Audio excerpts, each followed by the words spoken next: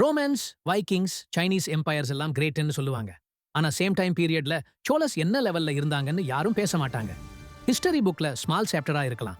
But the real power lies in real history.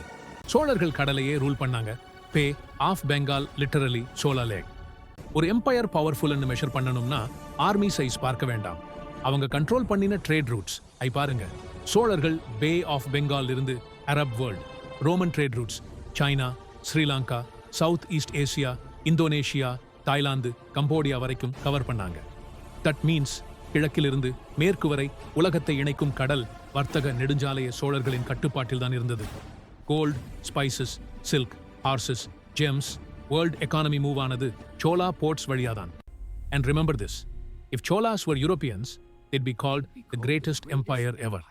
சோழர்கள் யூரோப்பியனா இருந்திருந்தா இவர்களை உலகத்திலேயே மிகப்பெரிய பேரரசு என்றுதான் வரலாறு சொல்லியிருக்கும்.